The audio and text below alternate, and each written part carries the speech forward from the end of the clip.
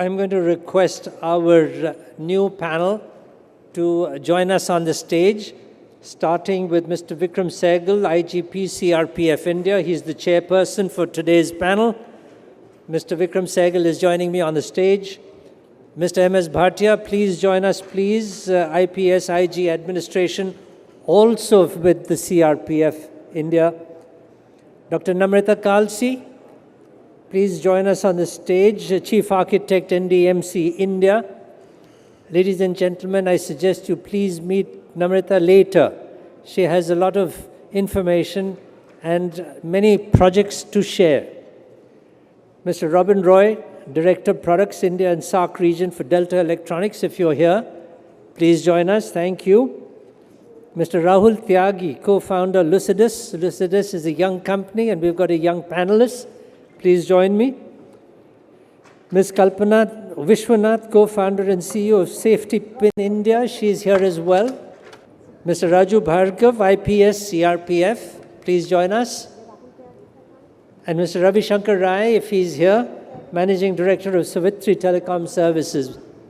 But I understand that he was not here a little earlier. Ladies and gentlemen, this is a very it's an extremely important panel and an extremely important discussion. So I would urge you not to leave. Please stay, because the kind of information that we're going to give you in a short capsule of maybe even cut it down as fast as possible or as quickly as possible to 45, 50, 55 minutes. But it's a capsule of information to make cities safer. I'm not going to read out the panelists' CVs, with the exception of giving you their names and their designations and the organization that they serve. But I'm going to jump straight into the topic and pass over the baton to Mr. Sahgal. Vikram sir, you may use the hand phone out there, the hand mic. Introduce the subject, if I may request you to do that, and then have the speakers give their presentations. Over to you. Thank you, Mr. Prembhel. It's indeed a proud privilege to be here and chairing this session at this prestigious 5th Smart Cities India 2019 Expo. And the topic for this session is making cities safer. We would be covering today the topics of urban crime prevention approach, the multi-dimensional approach to urban safety, enhancing safety through planning, management and governance, local authorities and safer cities, women's safety on the top, cyber security, technology and the safer city, and design for resilience. And we have with us very eminent panelists who are the most appropriate to cover different topics. We have with us Shri M.S. Bhatia, an Indian Police Service officer, sitting on my left from Jharkhand cadre, a 1993 batch officer, who has had a very checkered and long career dealing with left-wing extremism, police, crime and security, both in the state of Bihar and Jharkhand. I have with me a very eminent lady panelist, Dr. Namrita Kalsi, who is also the Chief Architect of Ndmc. Having worked with the Metro Railways, she is now here working and trying to make Delhi a more beautiful city, a more resilient city, and a better city to live in. I have with me Mr. Robin Roy on my right, Director, Products India and SAARC region, Delta Electronics India Private Limited. Mr. Rahul Tyagi, again on my extreme left, is the co-founder of Lucideus Technologies Private Limited India. He is an entrepreneur who is providing the various multinational companies cyber security, which is one of the biggest threats today as the development of technology is taking place. And I have on my extreme right, Mr. Raju Bhargava, another very senior Indian Police Service officer from Gujarat cadre, 1995 batch IPS officer, who has worked in various capacities as Deputy Commissioner of Police in various districts and metropolitan cities of Gujarat, and a very bright officer from the police who has a lot of experience dealing with crime and security. Mr. Ravi Shankar Rai was to join us, but he is not here, and we have with us on my second right, that is Mrs. Kalpana Viswanathan, co-founder and CEO of Safetipin India. She has developed an app for women's safety, which is currently being used by 20 cities. She is a very eminent author and a columnist in most of the leading newspapers and must be a familiar face to all of you. Ladies and gentlemen, as you know that urbanization has been growing at a very fast pace. And it was in 2015 that India also decided to join the bandwagon of urbanization. And it was decided to have 100 smart cities throughout India. And it has actually become a race all over the world that more and more cities are becoming hyper-urban and urbanization is going up. And the very idea of increasing the number of new cities was that the existing cities, which are already existing, were getting overcrowded, which was leading to lot many problems of traffic, congestion, overcrowding, lack of resources, lack of amenities, and a pressure on the existing resources, because none of these cities, whether you talk of Mumbai, Delhi, Kolkata, Bangalore, they were never designed to take this kind of pressure which has come. For example, look at the way Gurgaon has grown in last 20 years.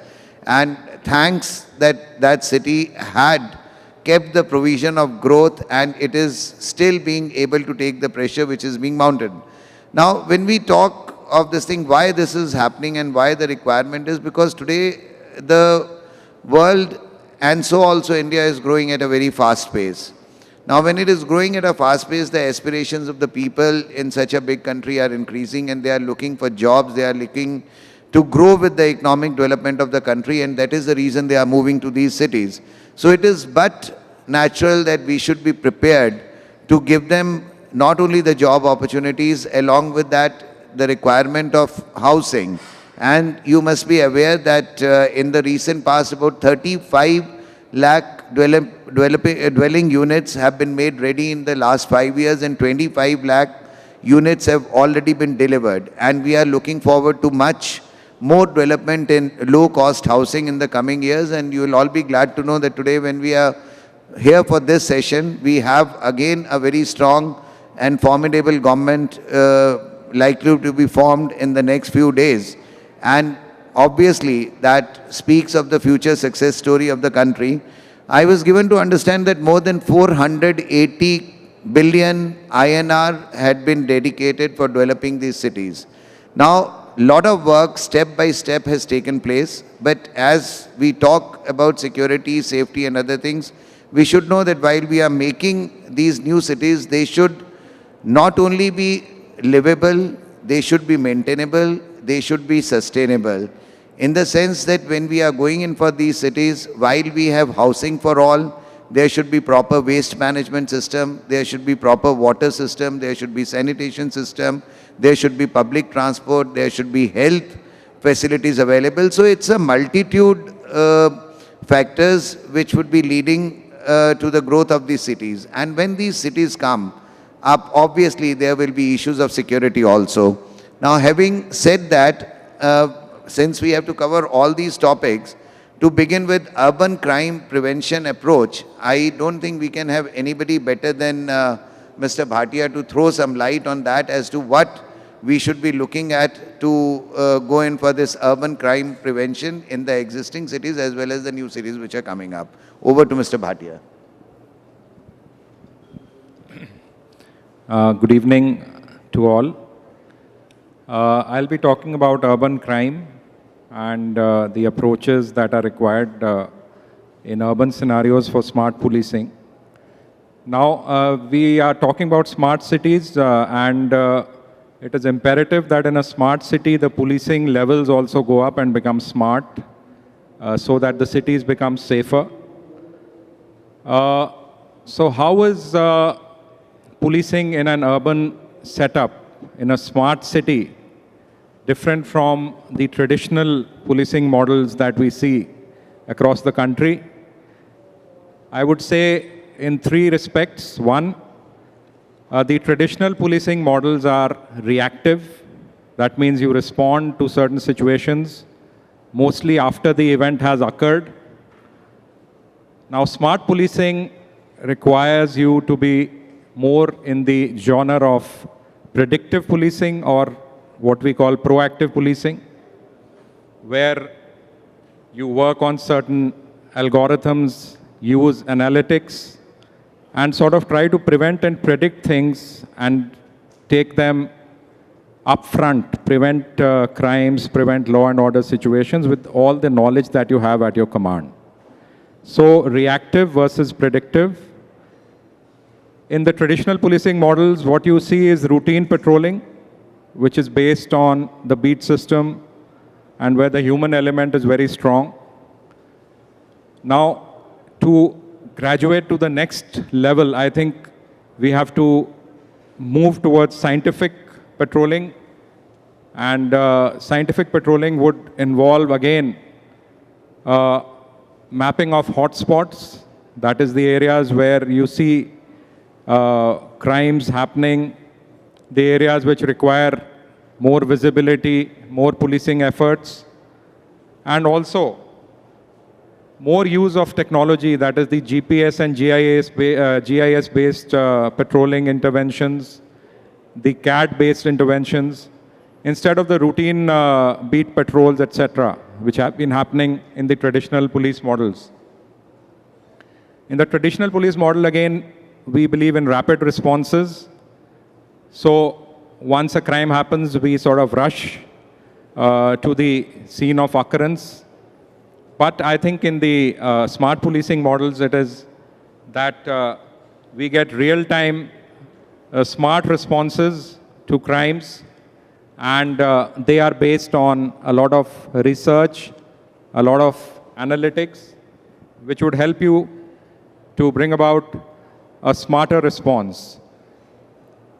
The traditional policing models are individualistic in the sense that police operates on a standalone model, whereas in the smart policing models for safer cities, I think it should be more an integrated and a coordinated response, where all the stakeholders are on the same page. For example, the fire, the medical, the health department, the transportation department,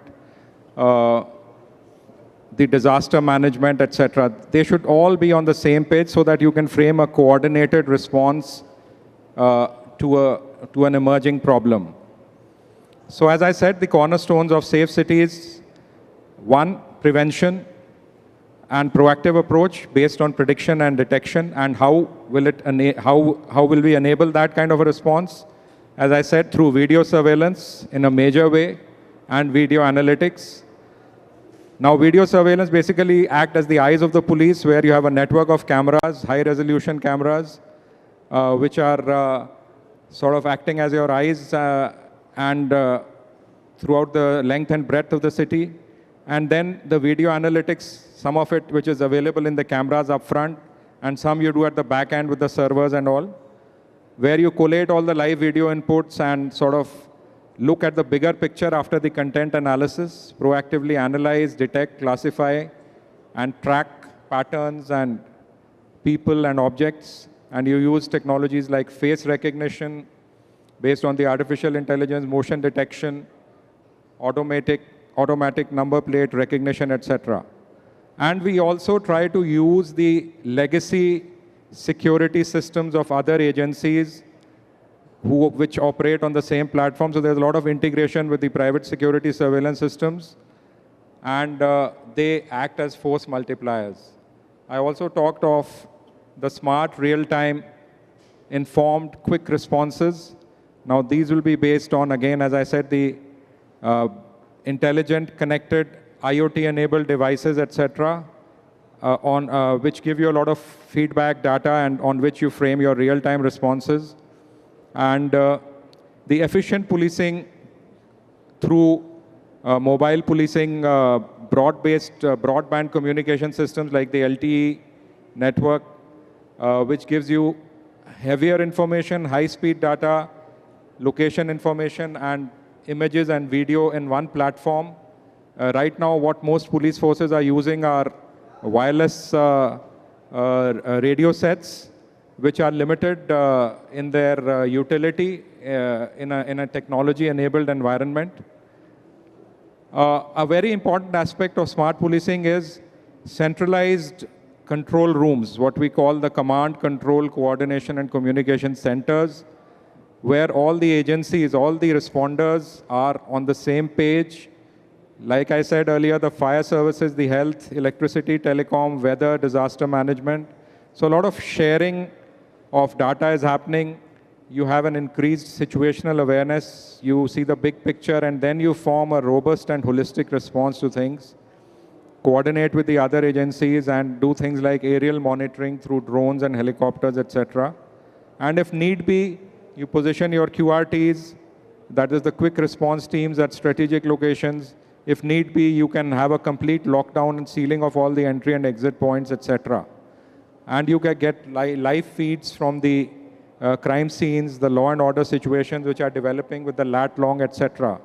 So the shift is from the single agency control rooms, which are in existence in most traditional cities of India, to large multi-agency control rooms where consolidation happens and interoperability between different agencies is happening in a big way.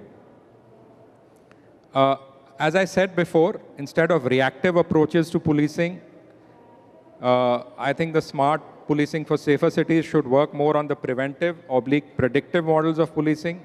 Now, how do we develop our predictive capabilities? Through crime data analytics, where we integrate vast quantities of data and databases, structured and unstructured databases, for example, of identification systems, driving licenses, passports, traffic databases, vehicle registration, do a lot of data mining. Then the next generation identification systems like fingerprints, palm scan, iris scans, etc. And then you try to apply the analytics to the crime data that you have. You do the data mining and identify the key targets that you have based on your attribute-based searches. Then you analyze all the legacy data, for example, the historical crime data that you have, the events, the geographical and demographic features. Then you develop and predict the hotspots where you expect that the crime will happen. And then you connect the dots and hit upon those hotspots. Here I'd like to just give an example of what happened in the US, in New York, post 9/11. Now 9/11 came, as we all know, as a big shock to the American system of law enforcement. And they took a big hard look at where they were going wrong, and they realized that it was important that all the agencies which are engaged in the task of law enforcement should coordinate, should be on the same page, should share information, and should act in tandem, which was not happening.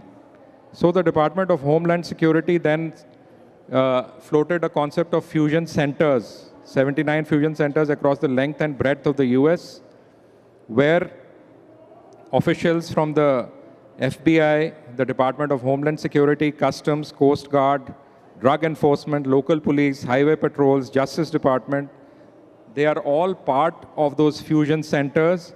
They all bring their own inputs. They share those inputs. And then, based on those inputs, they predict events that are going to happen, and they take proactive measures to prevent those events happening. So as a result, after 9/11, as we have seen, in the US, there have been no further major catastrophic events of that nature. The social media analytics is another aspect which is very important. Nowadays, we all know the wide prevalence of Twitter, Facebook, etc. So we use the social media analytics to identify rumors, potential threats, evolving events, etc., and get critical and tactical information on victims, criminals, etc., from their social media accounts, their posts, etc. If need be, you block websites and disconnect internet, which is the last option. It also involves using cloud-based technology for safe cities. Intelligent traffic management systems are also part and parcel of safer cities in a smart environment, where predictive analytical capabilities, real-time traffic forecasts, IP-based traffic cameras, and GIS-based traffic mapping, e-challans, automatic number plates recognition, and SMS-based notifications are happening. Even the parking scenarios are also based on technological inputs. Of course, women, child, senior citizen safety, these are all pillars of any safe city. and women-friendly safety applications. For example, the Himmat app floated by the Delhi Police, women helplines, increased police presence in vulnerable areas, supervision during transit of women, and automated online verification of support staff and drivers, especially of cabs, etc., through the linking of the various databases. I think that is the way forward. These are some of the attributes of a safe city in a smart environment. And I think we have several other speakers who will throw light on other aspects. Thank you very much. Thank you, Mr. Bhatia. And now coming to having heard about the security requirements and how the security could be put in place in these smart cities, I would request Dr. Mrs. Kalsi to let us know how the technology and the designing of the city would play an active role. Dr. Namrita Kalsi.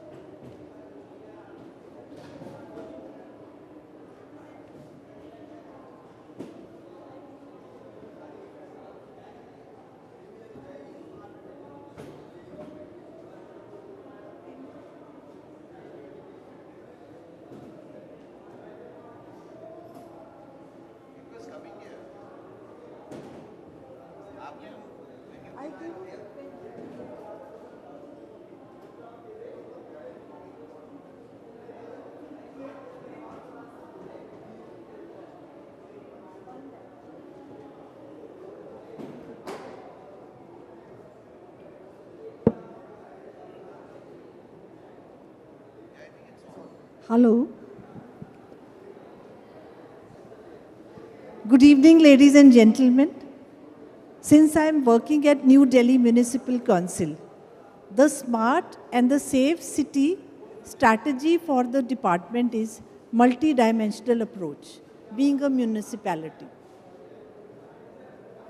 So whenever we start planning for the strategy to work out how to make the particular area safe and secure, we have to analyze it very closely. So after studying this area, we realized that it is a very small area covering 42.7 square kilometer. But it is most important point is that it contains the most important area and the most strategic people of the country, like the President Estate, the Parliament, the PMO, Home and Defense Ministries, embassy areas, key ministries, state bhavans, home to echelons of the judiciary, executive, political, and the businessmen. And some of the most important area of the country, that is the LBZ area, the redevelopment areas of Delhi, and heritage buildings, not to mention India Gate. There are many other important things I have left out, but then it is a very important area of the country. So in nutshell, what I can state is that safety and security is the #1 factor in NDMC area which has to be looked into. NDMC has integrated city operational platform, ICOP, and it is a six-pronged approach. Out of these 6 prongs, 3 are devoted to security and safety, which has been colored by me in red color.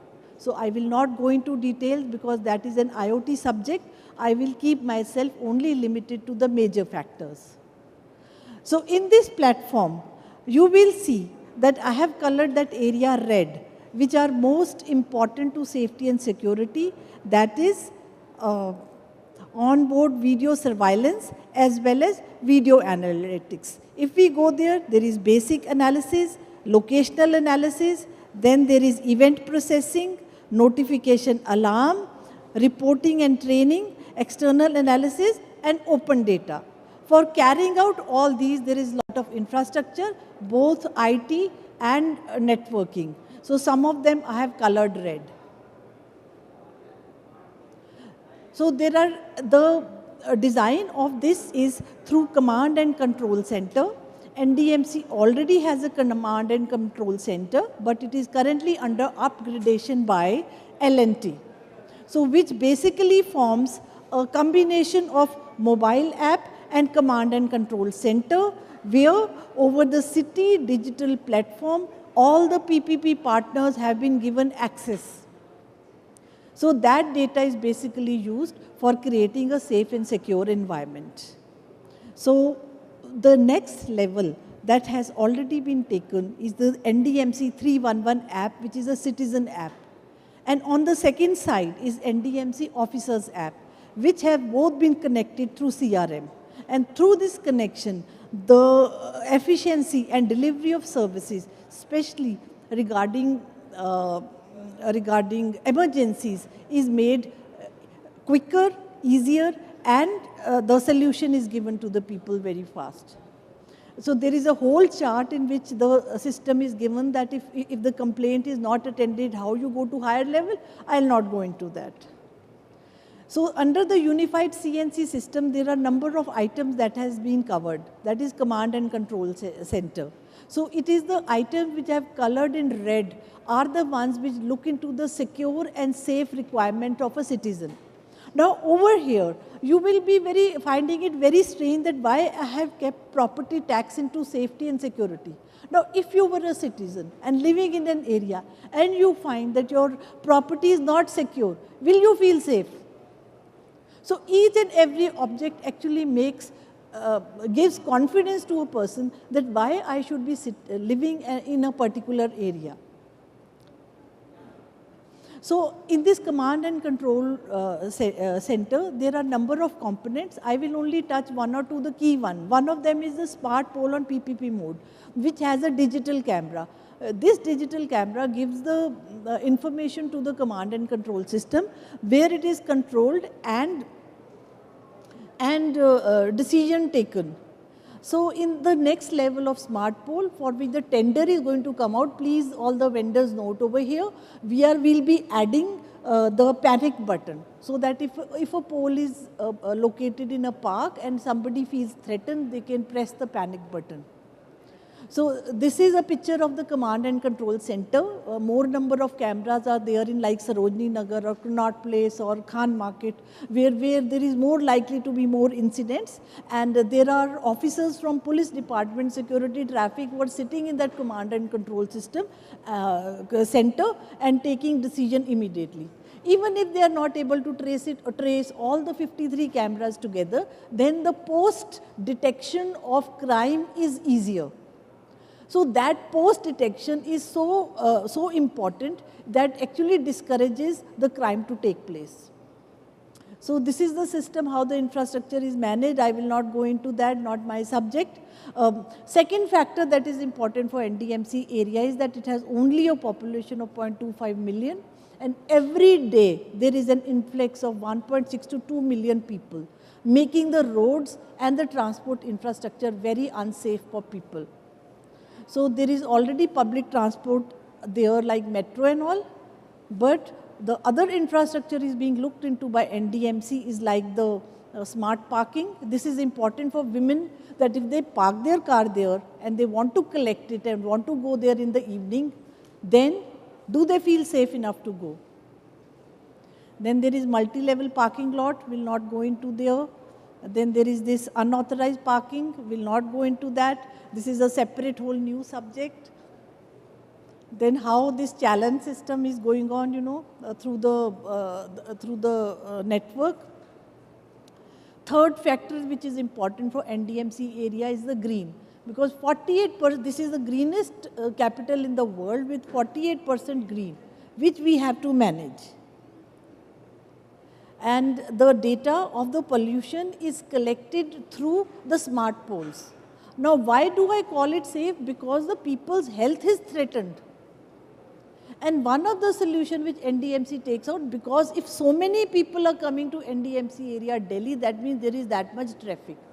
And every roundabout has maximum amount of pollution.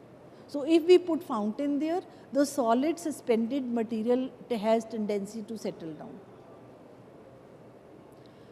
fourth factor which I feel in this area is important for people's safety is the aging heritage buildings with an expiry factor, especially CP, Connaught Place. But traditionally we have under the Ndmc Act section 258 under which we can seal the buildings. But the problem is that the responsibility of the safety of the building lies with the owner. So not everything can be done by the government. Similarly, the safety of the upcoming buildings are ensured through online licensing, building construction and licensing. So all these factors like earthquake, fire NOC, structure stability, environment and ASI is taken care. And licensing is more closer to people, that if you are going to a restaurant or to a spa, you want to feel sure that the staff over there does not have HIV, or there is a person who is not handling cooking who has got TB. So these are the factors which are being looked after very closely, and it's a upcoming thing which is coming, that licensing will thereafter, after some time, will be handled by the Home Ministry. That process is ongoing. Then we have women's safety, but we have another member sitting here from Safetipin. I would want to give this part to her when she comes with her speech. But only one thing I want to share is something called pink toilets, that so many people are every day like short-term migrants coming to New Delhi area. Those women have to be given facilities. So there are pink toilets where they can do breastfeeding and other things. Then Ndmc Smart Portal is another thing which is upcoming, wherein the smart city data of the entire country will be coordinated for the Home Ministry by the department, and the success stories can be shared over there. So this is how Ndmc is looking to be a global benchmark for a capital city. 4 pillars everybody knows, so I needn't elaborate that, and thank you for listening to me. Thank you very much, ma'am. And she has given a good description as to how the things are being managed in the national capital of India. And now I would call upon Mr. Raju Bhargava to quickly throw some light on what he would like to say about the making the cities safer.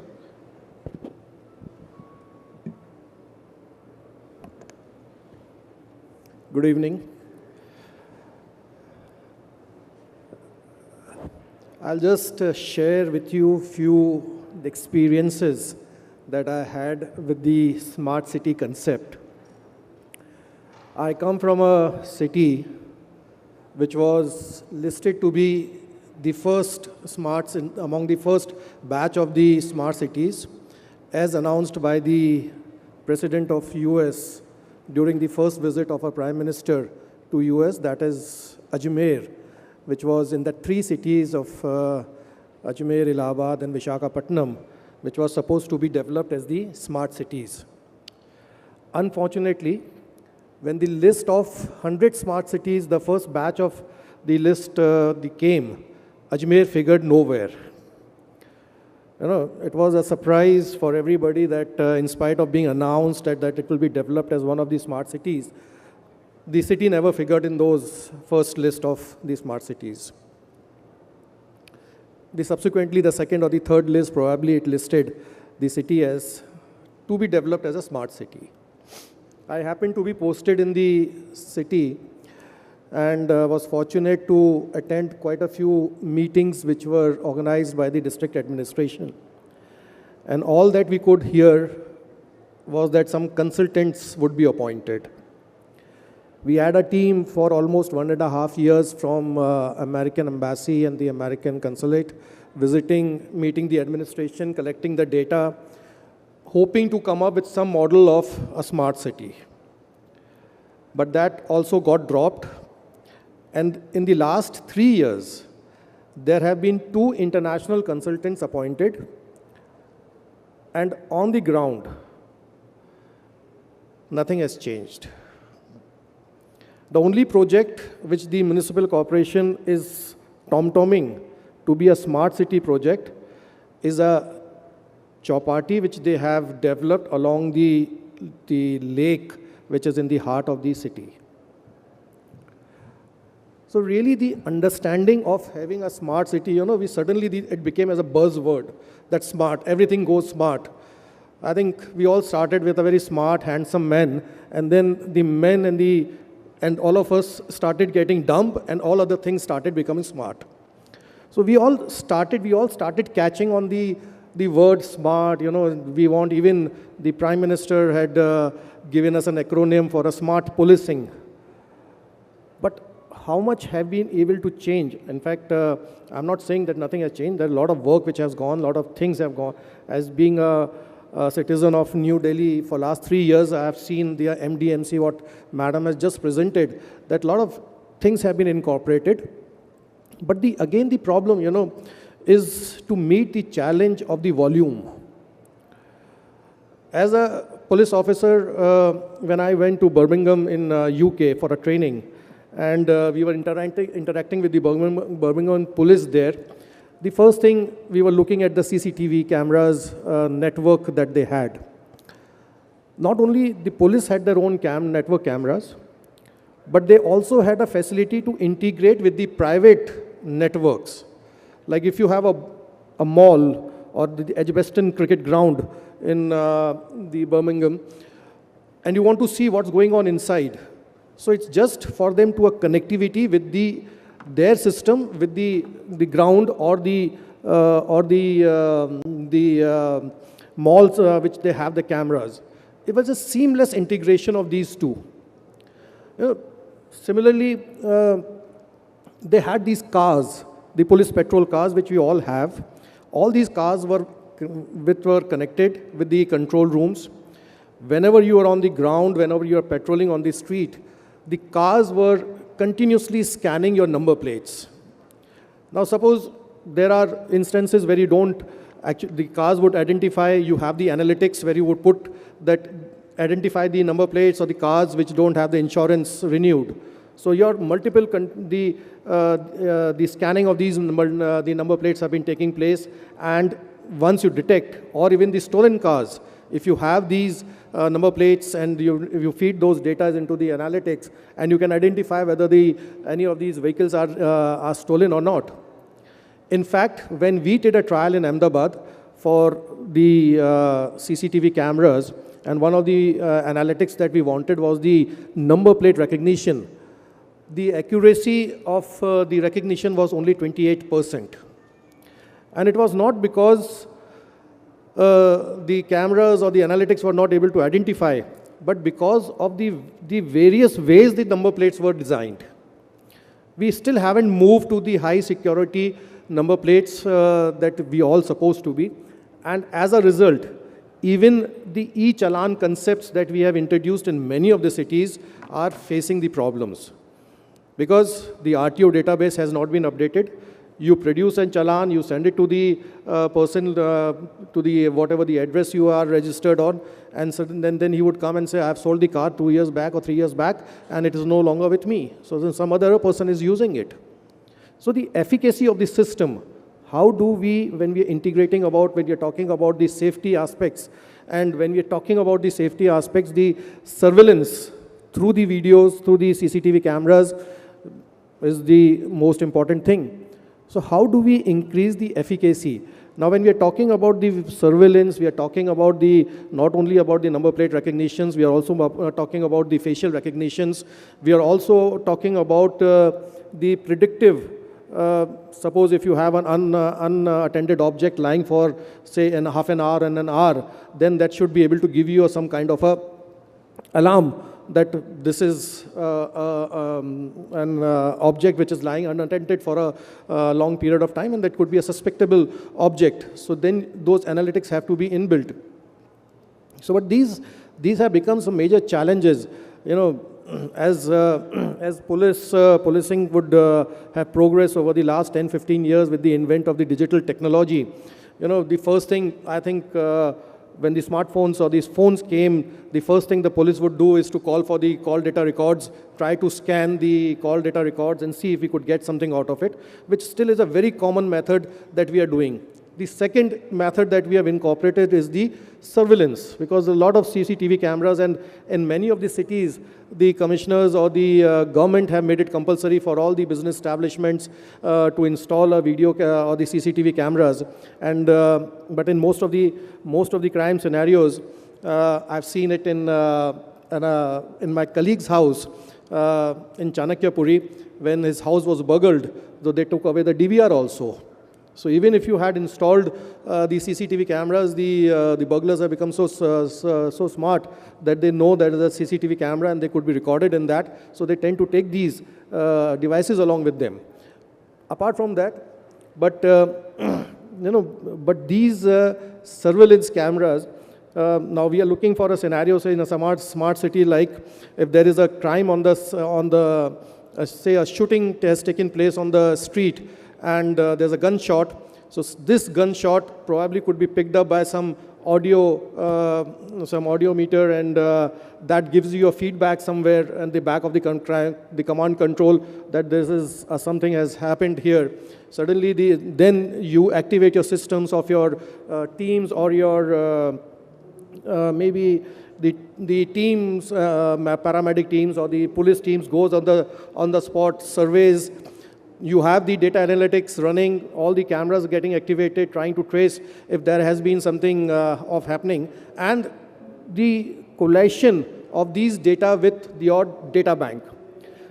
When we were in England, we were told that England has mapped half of the Afghanistan in the DNA. Now that was a big data bank that they had, believing that most of the terrorists are operating from or are from the Afghanistan. So they were building the database not of these only the foreigners, but also of their nationals. And they said any crime, if it has a trace of a DNA, we are able to detect it. Now how much we could do this? How much data banks can we do it with regard to DNAs or with regard to the fingerprints and help and solve the crime?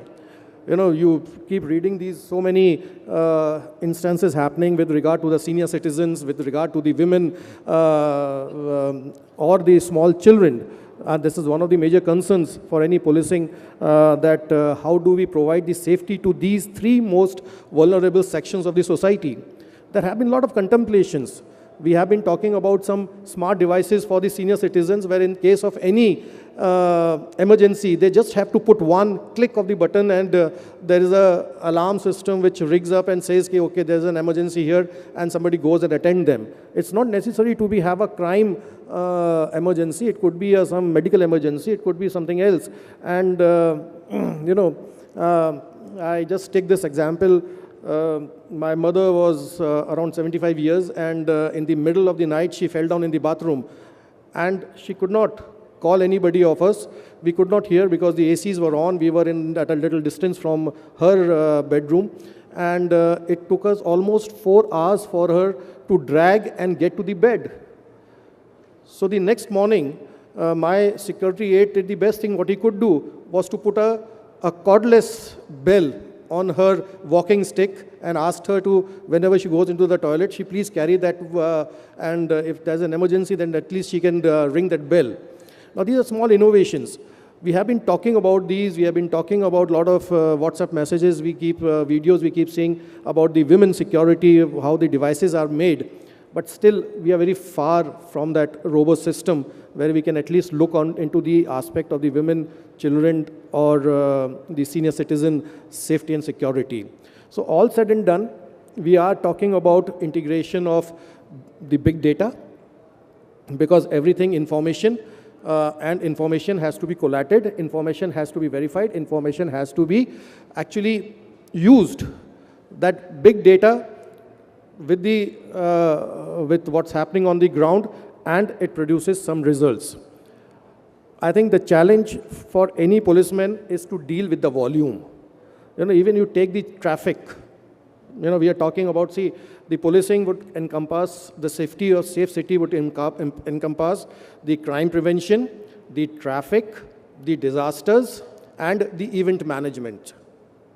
These are the 4 major challenges that we have. Imagine a a rally which is of, or a Kumbh Mela which is attended by 6 lakhs people in a day. It is a huge challenge for a human policing to do it. Now you need this kind of technology backup to actually prevent not only some disaster take place, or there is some incidents like what has happened in Sri Lanka. You know, all said and done, but we still couldn't prevent what happened in Sri Lanka. We couldn't prevent what happened in the metro in London. You know, post data, post video analysis, you could identify, okay, he was the bomber carrying a bag, you know, and then he was spotted, and then suddenly there's a boom. But we couldn't prevent the event. That is more important, that these technologies, these systems would help us to prevent the event, the crime taking place. So I'm sure I've seen some of the exhibitions. We have some learned panels also who have been working on these aspects, and later or sooner we would be having these products, but I hope the efficiency of the products are there. Plus a challenge for the planners whenever they plan the city, these aspects have to be looked into it. Thank you. Thank you, Mr. Bhargava. I think that was quite inciting information with his personal experiences and things which have already happened and related to that. I would now like Kalpana ji to come forth, because she has, there are a lot of ladies sitting here, and women's security has become quite a bit of concern. And I'm sure with her experience and with the app she has introduced and how successfully it is being used in 20 cities, would you like to throw some light on this thing? Thank you. Thank you so much. Thank you to the other speakers. I think some very interesting uses of technology and others have been spoken about. What I want to talk about is, you know, technology is finally an enabler. Technology in itself cannot solve human scale problems. So for example, when we talk about women's safety, and I think this is something which is a big concern in all our cities, and all the speakers have spoken about solutions that we've looked at the end of the day, what we need is, it's not just the issue of crime. So I think policing is very important. I think the first speaker talked about reactive policing earlier. But what we're talking about is fear. So what is it that prevents women from going out often? It's just fear. It's the fear that our cities are not safe. It's the fear that something will happen. It's the fear that there's no light when I'll walk back home. It is the fear that you know, there are no people on the streets. It's completely deserted. So there are many aspects and many elements that of the way that cities are planned and designed. So one of it is responding to crime after it takes place. So that is the whole area of security. But in my view, when we talk about safety, we are talking about building safety, not only addressing crime, not only addressing violence. So that is one part of it. But what do we want? We want a city, like my previous speaker talked about, whether it's elderly, whether it's children, whether it's the disabled. We want a city, we want smart cities where everybody feels included, feels they can go out. We want good public transport. We want walkable streets. We want, of course, we want policing, but we do not expect policing to be at every corner of our cities. And that's where I think smart policing does have an impact. Yesterday, I went for a walk to, I don't know if many of you have heard about this, but just very recently in Karol Bagh on the Ajmal Khan Road, if you're from Delhi, you will know that's a very crowded, very commercial part of the city, full of traffic. Recently, that has been pedestrianized. Okay, so it is only a pedestrian street now, the entire Ajmal Khan Road. I was out there at about 9 o'clock, 9:30 last night. And there were so many women walking on that street, just sitting on the benches, shopping, eating something. Now that is to me a safe city, right? A safe city, of course, for the police or for the municipality, having your CCTV cameras allows you security. But as a woman, what makes me feel safe is that I can go out, is that I can use the public space, is that I can come back from work late, is that I can take my child to the park or my mother for a walk at 10 o'clock at night. So if we want to do that, we need to expand what safety means for people in our cities. So just to briefly talk about what my organization, we have a set of apps called Safetipin, My Safetipin. So what we are saying is that how do we involve people, how do we involve citizens, the community in building this safety? So what Safetipin is, it's an app. We use a tool called the safety audit. So the safety audit is a methodology of assessing public spaces on both physical infrastructure as well as the way that a space is used. So as Dr. Kalsi mentioned, we did this project even with Ndmc area in Delhi. So the idea is, what we do is it's an app, so it's a free app, so I encourage all of you to download the app. It's called My Safetipin. You can download it and you can do an audit.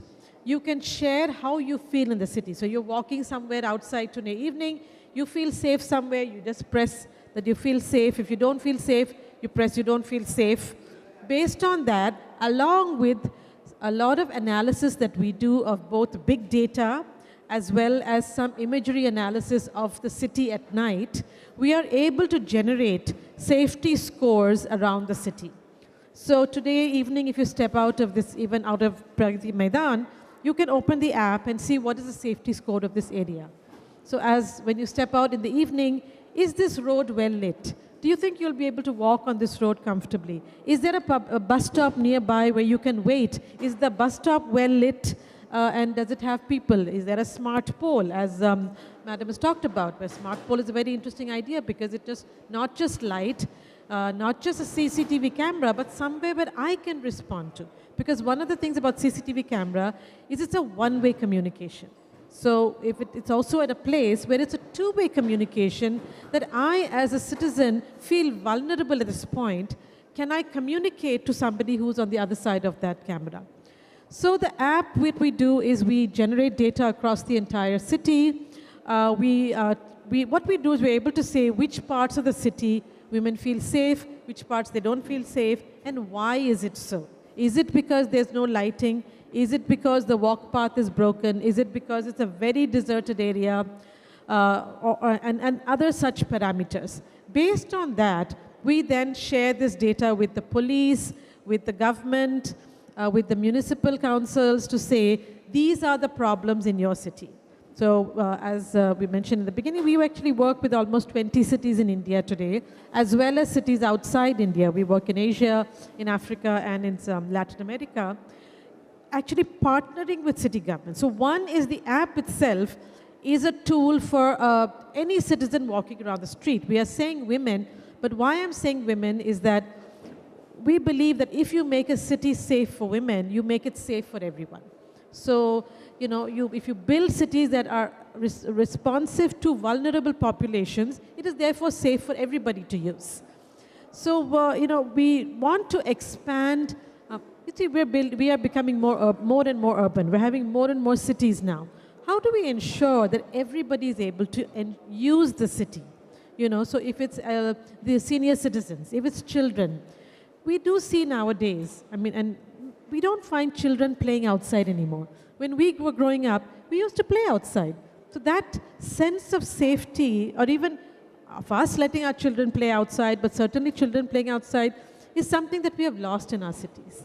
So, so to me, I really feel that the smart city has to be integrated with the caring city, with the inclusive city, with the friendly city, a city where people feel a sense of ownership.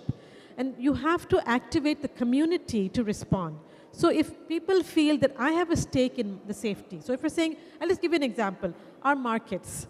If we work with the market trader associations and say, let's work together to make these markets safe for women.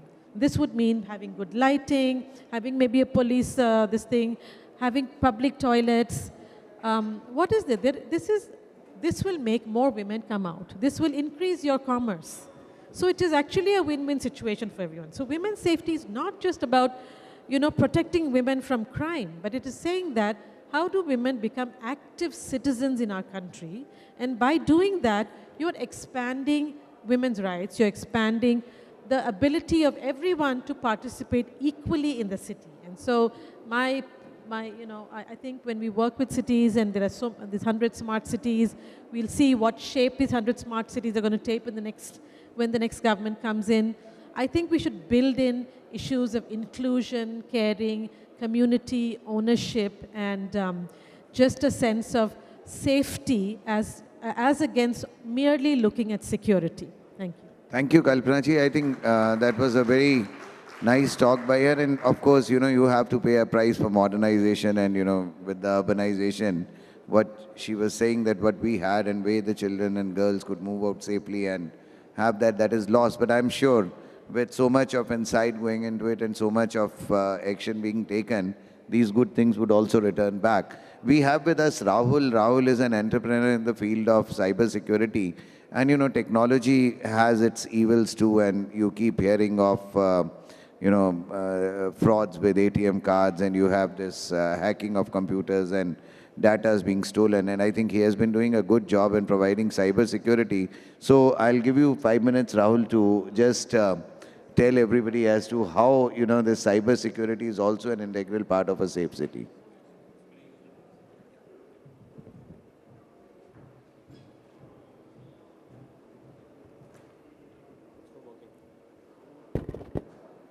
Very good evening, everyone. I know that you all will be late.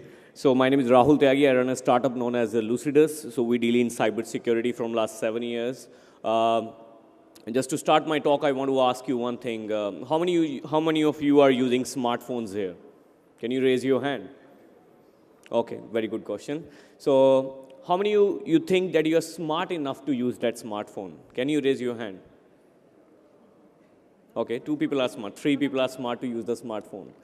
Now that is the same philosophy I'll take it to the smart cities when it comes to technology, when it taking to the being a tech savvy to use the facilities in a smart cities, how much you are and me are equipped with the technology and understanding of technology.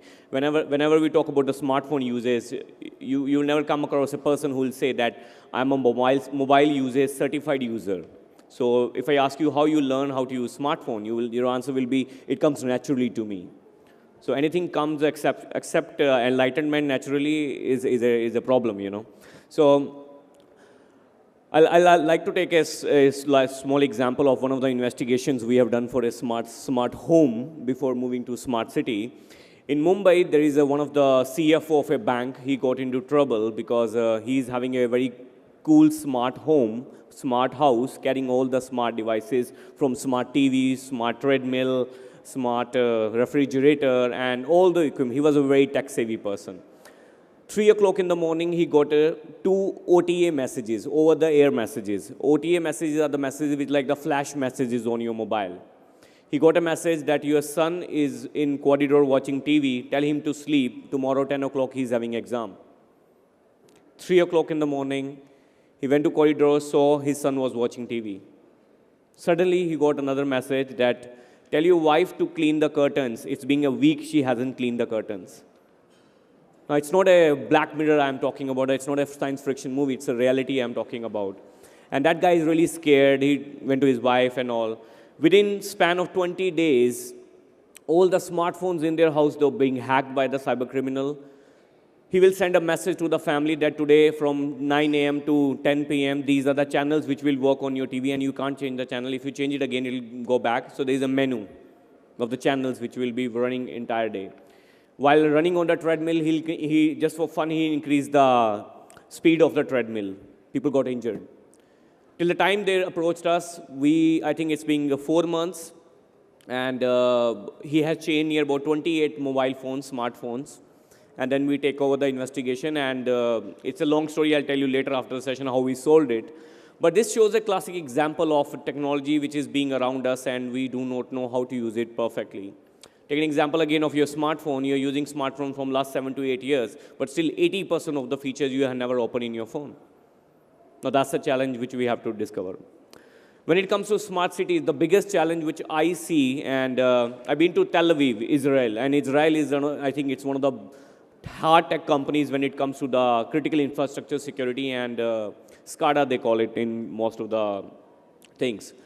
So what I've discovered there, that the two things that country has done. One, the manufacturing of the smart cities and the devices or the technologies which are going to be deployed in the smart cities are already manufactured in Israel. They are not taking hardware from few of the countries which are putting, and if it's a classic example of Huawei, if you have seen in news that they've been banned. Now, investigation is still going on. We can't say who is the culprit behind it, but if we have to take hardwares which are going to be embedded in smart cities, imagine what if that hardware is containing a malware inside it, a virus. Today in your smartphone, if you get a virus, you have antivirus. In your systems or computers, if you get a virus, you can remove it. But think about the smart cities where critical infrastructure, your power grids, your waste management, your traffic lights, your air traffic, everything is being smart and controlled by technology. And the hardwares which you are using are exported from XYZ country. You cannot audit that scale of that hardware, whether they are infected with the malware or not. And if they are infected with the malware, then the entire city is being controlled by the state-sponsored hack, or maybe a country which is sitting anywhere else in the world. Will be like the sitting ducks. So the first thing I think the government has to do is set up a body which even we are exporting some hardware for the smart city, it has to go through a small audit. Like whether the hardware is, if we're going to make it in India, that's the best thing it can happen. And I am very, very positive towards that the hardware which we will be making in a couple of years, we can see the start of production of these type of hardwares which we're going to use in smart cities. And third thing, I'll take a small classic example of Ukraine power grid attack, where 3 power stations were compromised by cyber criminals, and I think 230,000 people were under blackout for a couple of days because of that attack. Now, this shows that the majority of our power plants right now, if we have to make them smart, it will be a great challenge, because our power grids or other critical infrastructure were not designed at that time to take care of the cybersecurity issues or cyber attacks. Now, that's a big, so it's as per experiences and the case studies which you have seen, it's a matter of time when our power grids are going to be compromised. It's not that they are not hackable. Even US 40% power grids are still under surveillance because they are not sure whether they are hacked or not. So in India, obviously, it's a long game to go ahead to understand that. So first is something technology from the security from the design.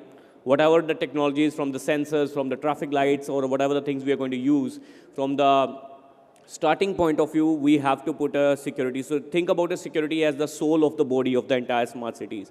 Because everything from water to the air traffic, everything we are going to use is going to be driven by technology. And if the technology is not going to be equipped with the security when it comes to cyber security, then we can achieve the dream of a digital India, but we cannot achieve the dream of to become a secure digital India, which I feel is the need of the hour. Thank you so much. Thank you, Rahul. And last but not the least, we have with us Mr. Robin Ray, who is from the Products India and SAARC region, Delta Electronics India Private Limited. I would request him to give a quick presentation on the safe cities. While he brings on the presentation, good evening, everyone. One thing is very clear. If we want to build smart cities and safer cities, we'll certainly need a lot of technology, whether it is security and surveillance, whether it is the command center managing the traffic and controlling the traffic, whether we are talking of smart apps working on telecom networks, whether a lot of data and information being handled by data centers. But one thing we always forget, to all of this to be working, we need very smart and reliable power backup solutions. And that's where we come in. I represent a company called Delta Electronics. This is a company which is into power management and conversion solutions. We are a $7 billion company with a global footprint, and we have built many solutions for smart cities. So I'd like to run some of those solutions with you. Our logo is smarter, greener together. When we say smarter, we want to build innovative products. Greener, we are energy efficient products. And together, that's where we work with every stakeholder who builds smart cities to build solutions that can be more reliable. So why do we need to build smart cities? So we all know 54% of the GDP comes from 600 cities. 54% of the world population is living in these cities. 75% of global energy use happens out of these cities. And 80% of carbon footprint happens out of these. So going ahead, of course, it will be 62% GDP coming from these cities. 70% of world population will be living by 2050 in these cities. And 350 trillion investments are going to happen. So we need to make our cities smarter. So to quickly look where Delta comes in, we are, as I said, a global MNC with presence in 153 countries, with 38 manufacturing locations and 60 R&D centers. 6 to 7% of our revenues go back into R&D. We have more than 7,000 people working there and 7,100 active patents to our name. That's what makes us the right partners to build the right kind of power solutions for you. What are the various axes of a smart city? We are talking of mobility, we are talking of connectivity, we are talking of security, and of course, we are talking of sustainability of the city in terms of energy and power consumptions. So let's look at some of the mobility solutions that Delta has to offer. So we have the EV chargers in every size, shape, and solution, AC, DC. We have already started to give the smart chargers, which we call the Bharat charger. They are getting deployed in Delhi in CP parking areas. We have fast chargers up to 150 kilowatt, which can be offered. These charging infrastructure can be managed over the web, controlled over the web, and they have got applications for the users to see whether the charger is available, which is the nearest location. You can do a pre-booking for the charger. The payments can be made online. Those kind of supports can also be given by these chargers. We are also talking about smart bus stand, where probably a solar integrated solution can be built to store energy from the solar deployment of the roof to some energy storage behind the display or even under the seat. We use lithium-ion battery solutions because they are very compact and they can store large amount of power. Then coming to traffic management, we have our visual display solutions to be offered for traffic management. We have already done that for many smart cities. Coming to the connectivity solutions, we were talking about smart poles in every shape and size, which can support a camera, which can support a Wi-Fi router, which can have some sensors at the top for monitoring the temperature, humidity, pollution, noise levels, all of that getting integrated. We have various shapes and size of these solutions. One on the right, you can even, if you have constraints for space, you can probably even deploy your power backup underground. There will be probably a chassis with hydraulic system to rack in and rack out the whole power supply in the probably underground, and you can have large power backups with the smart pole. So as I said, you can have sensors to monitor temperature, you can have the Wi-Fi router, you can have your surveillance camera deployed, you can even have that panic button ma'am was talking about on the smart pole to, give a remote alarm.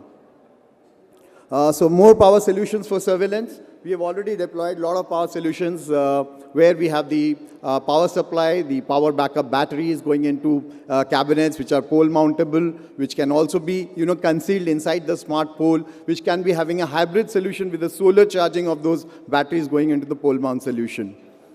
Smart city, these are some of the live pictures from some of the projects we have done. Smart city in Hyderabad. Now coming to security solutions, as I said, we have the visual display solutions where we have the video walls for your command centers, outdoor LED displays. Then we have control systems and projectors for educational, professional, home applications.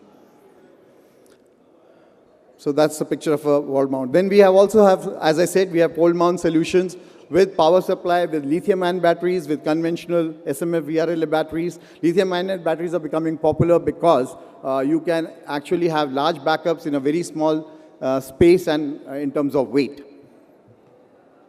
Now coming to the power backup solutions for the data centers, we can give the complete power backup solutions for the data centers. We have UPS solutions starting from few kVA to megawatts to power up your data centers, your edge data centers. Besides that, we can build all kinds of data centers like a containerized, a modularized. What you see is a modular data center, which is for quick deployment, which is having power, cooling, the environment management, containment, everything built as a module. And you can quickly replicate, add similar modules to build larger data centers. This is a prefabricated modular data centers in a container, your 40 feet container having power, cooling, and the racks for the deployment of the active components. We are seeing so much of IoT getting deployed, and that will need a lot of edge data centers. Now, edge data centers have to be quick to be deployed, so we can prefab these data centers out of our factories, having all the cooling, power, the necessary racks for IT deployment of IT, and can be rolled out in a prefabricated form. Some of the sustainability solutions, we are a big name in photovoltaic inverters. We do rooftop solutions, we do string inverters, we do large solar farms with megawatts of centralized inverters. On the wind energy, we do the wind converters. We have the full power converters and all compliances, international compliances. We're working with all the power providers to supply these converters. Energy storage solution, as I said, lithium-ion is becoming a very popular solution. We acquired the energy storage solution business of Mitsubishi. Now from making the cell to the cabinet to getting the whole cells in a 40 feet container to give you about a 1 megawatt hour of power backup solutions. Now these ESS solutions normally get deployed in UPS backup application or to probably even out the production of your renewable energy in wind and solar, which will probably power up the smart cities in coming times. So these are some of the success stories. Probably I don't need to run through all of them for all the products that we talk about, all the solutions we talk about. We are present here today, and you can come to our stall and probably speak to the domain experts to get more insight into the products and solutions of Delta. These are some of our successful deployments on smart cities. So that's the product line we are talking about. If you have any questions, you can come and meet us at the probably stall, and we can explain you in more details. Thank you very much. Thank you, Mr. Robin. And thank you, audience, for being such a wonderful audience. And any questions you have? Thank you so much. Have a nice day. Thank you to all the panelists for being here and for having given their valuable time. Thank you so much. Well, thank you everyone so much. And I would now request Mr. Vikram to please give away the token of appreciation. So the first one is Shri M.S. Bhatia.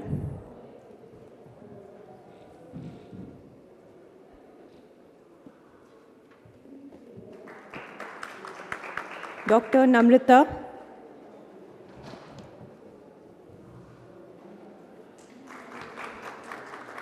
Mr. Robin Roy.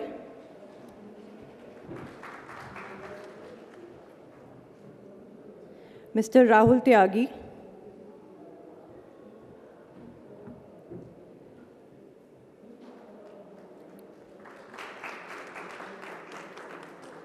Ms. Kalpana.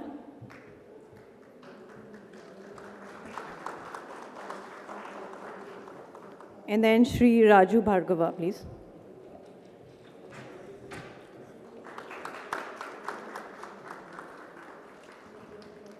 And may I request Ms. Aarti to give away the token of appreciation to Mr. Vikram Sahgal.